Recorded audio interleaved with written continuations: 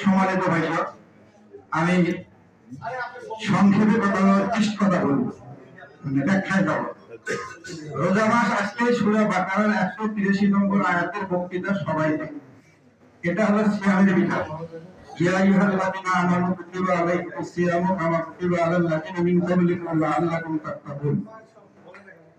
কি বলা হয়? হে ইমানদাররা, তোমাদের উপর রোজা ফরজ করে দেওয়া হয়েছে যেমন ফরজ করা হয়েছিল তোমাদের পূর্ববর্তীদের উপর। আশা করা যায় তোমরা তাকওয়া অর্জন করবে, খোদার ভয় অর্জন করবে। আসলে এই আয়াতটা আগে আরো কয়েকটা আয়াত নাযিল হয়েছে। 178 নম্বর আয়াত থেকে 83 পর্যন্ত এখানে তিনটা বিধান আল্লাহ তাআলা নাযিল করেছেন।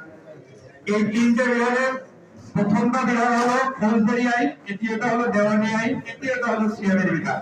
এই তিনটা বিধানের মধ্যে আমরা শুধু আলোচনায় নিয়ে আসি একটা, শুধু সিয়ামের বিধান।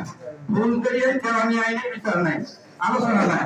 আমি বলতে চাই যে ব্যাখ্যা দিতে চাচ্ছি যে এই তিনটা বিধান রোজাদারকে একই সঙ্গে আল্লাহ তাআলা নাযিল করে দিয়েছেন সূরা বাকারায়।